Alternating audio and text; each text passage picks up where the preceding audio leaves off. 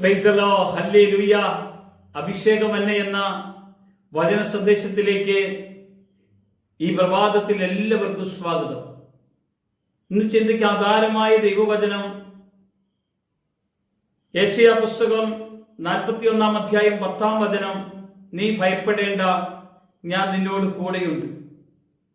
ഭ്രമിച്ചു നോക്കേണ്ട, ഞാൻ നിന്റെ ദൈവമാകുന്നു. ഞാൻ നിന്നെ ശക്തീകരിക്കും, ഞാൻ നിന്നെ സഹായിക്കും. എൻ്റെ നീതിയുള്ള വലങ്കൈ കൊണ്ട് ഞാൻ നിന്നെ താങ്ങും.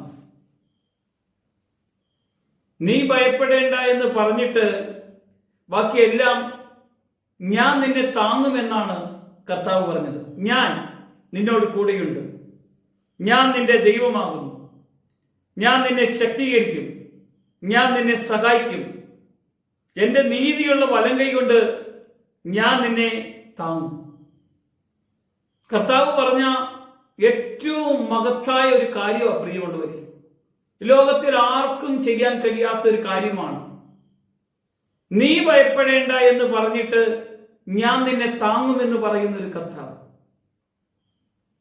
വേദനിക്കുന്നവരുടെ നടുവിൽ, പ്രയാസപ്പെടുന്നവരുടെ നടുവിൽ ഈ വചനം നിങ്ങളുടെ അകത്ത് ഇന്ന് ക്രിയ ചെയ്യുവാനാണ് കർത്താവ് ഇടയാക്കുന്നത്. ഈ വചന സന്ദേശം നിങ്ങളുടെ ഹൃദയത്തിൽ വേദനിക്കുന്ന, ഭാരപ്പെടുത്തുന്ന, പ്രയാസപ്പെടുന്ന കാര്യങ്ങൾക്ക് ഒരു തീർച്ചയും തീരുമാനമെടുക്കാൻ അസ്വസ്ഥരാകുന്നവരുടെ നടുവിൽ ഇന്നിതാ കർത്താവ് കടന്നു വന്നിരിക്കുക. ഞാൻ നിന്റെ കൂടെയുള്ള ദൈവമാണ്. നമ്മുടെയൊക്കെ ജീവിതത്തിൽ ഇതുപോലെ ചില വിഷമഘട്ടങ്ങളുടെ നടുവിൽ നമ്മുടെ കൂടപ്പിറപ്പുകൾ, നമ്മുടെ കുടുംബത്തിലുള്ളവർക്ക് എന്തെങ്കിലും വേദനാജനകമായ അവസ്ഥയോ പ്രയാസങ്ങളോ വന്നു കഴിയുമ്പോൾ നമ്മൾ എത്രയോ ഭയപ്പെടുന്നു, വേദനിക്കുന്നു. എന്നാൽ കർത്താവ് പറയാണ്, നിങ്ങൾ ഒന്നും ഭയപ്പെടേണ്ട, ഞാൻ ദൈവമാണ് എന്ന് നിങ്ങൾ അറിയണം. കർത്താവ് പറയുന്ന ഒരു കാര്യമാണ്, ഞാൻ ദൈവമാണ്. ഈ അഖിലാണ്ടം ഒരു വാക്കാൽ ഉരുവാക്കിയവനാണ് നമ്മുടെ കർത്താവ്.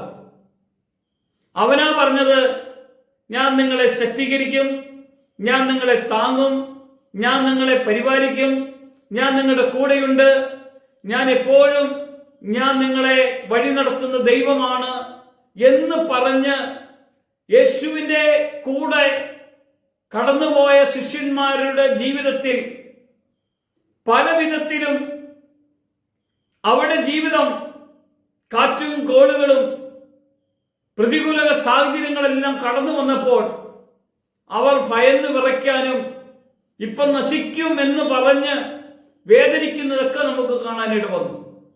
അതിൻ്റെ നടുവിൽ കാറ്റിനെ ശാസിക്കാനും കടലിനെ ശാന്തമാക്കാനും അവിടെ വലിയൊരു പ്രശാന്തത വെളിപ്പെടാൻ തക്കവണ്ണം കർത്താവിൻ്റെ ഒരു ഇടപെടൽ കണ്ട്, ഇവൻ ആരാ? ഈ കാറ്റിനോട് പറഞ്ഞപ്പോൾ അത് അനുസരിക്കുന്നല്ലോ, കടലിനോട് പറഞ്ഞപ്പോൾ അത് അനുസരിക്കുന്നല്ലോ. കാറ്റും കടലും അനുസരിക്കുന്നുവെങ്കിൽ പ്രിയമുള്ളവരെ, അവന്റെ നാമം അത്ര വലിയ നാമമാണ്. ആകാശത്തിന് കീഴിൽ മനുഷ്യരുടെ ഇടയിൽ രക്ഷയ്ക്ക് വേണ്ടി നൽകപ്പെട്ട നാമമാണ് യേശു എന്ന നാമം. ഭയപ്പെടേണ്ട എന്ന് പറഞ്ഞ ആ നാമം നമ്മുടെ ഹൃദയത്തിൽ ഒന്ന് ഏറ്റുപറയുവാൻ, ഒന്ന് വിശ്വസിക്കുവാൻ, എനിക്ക് വേണ്ടി കാൽവരി ക്രൂശിൽ ഭയമില്ലാതെ നമുക്ക് വേണ്ടി ക്രൂശിക്കപ്പെട്ട ക്രിസ്തുയേശുവിന്റെ ആ ക്രൂശിത മരണത്തിലൂടെ നമുക്ക് കിട്ടിയ രക്ഷ, നമുക്ക് കിട്ടിയ വിടുതൽ, അനുഗ്രഹം, സൗഖ്യം. ഭയപ്പെടേണ്ട എന്ന് പറഞ്ഞത് ആരുടെ മുമ്പിൽ ഭയപ്പെടാതെ നിന്നവനായിരുന്നു നമ്മുടെ കർത്താവ്. അടി കിട്ടിയപ്പോഴും, നിന്ദനം കിട്ടിയപ്പോഴും, പരിഹസിച്ചപ്പോഴും, തള്ളിപ്പറഞ്ഞപ്പോഴും മുന്നിൽ നിന്നുകൊണ്ട്, പിതാവേ, ഇവർ ചെയ്തത് ഇന്നതെന്നറിയുന്നില്ല എന്ന് വിളിച്ചു പറഞ്ഞവന്റെ മഹത്വം. നമ്മളെ താങ്ങാൻ കഴിയുന്നവനാണ് നമ്മുടെ കർത്താവ്. എന്തിനു വേണ്ടി നമുക്ക് വേണ്ടി മരിച്ചത്? ഇനി ഞാൻ പാപത്തിന് അടിമപ്പെടാത്ത വണ്ണം നമ്മുടെ പാപശരീരം നീക്കി ഭയം കൂടാതെ കർത്താവിനെ ആരാധിക്കേണ്ടതിന് നമ്മളെ കർത്താവ് തെരഞ്ഞെടുത്തിരിക്കുക. പ്രിയമുള്ളവരെ, എവിടെ നിന്നാണ് തെരഞ്ഞെടുത്തത്? അന്ധകാരത്തിൽ നിന്ന് അത്ഭുത പ്രകാശത്തിലേക്ക് വിളിച്ചവന്റെ സദ്ഗുണങ്ങളെ ഘോഷിപ്പാനാണ്. ചില രോഗത്തിന്റെ ബന്ധനത്തിലും ഭാരത്തിലും ഞാൻ ഇന്ന് മരിച്ചു പോകാൻ സാധ്യതയുള്ള അവസ്ഥയിലാണ് ഞാൻ ഇരുന്നത്. എന്നാൽ എൻ്റെ കർത്താവ് സൗഖ്യദായകനായി എൻ്റെ അടുക്കൽ വന്നതുകൊണ്ടല്ലേ സൗഖ്യം കിട്ടിയത്. എത്ര നന്ദി പറഞ്ഞാലും മതിയാവുമോ?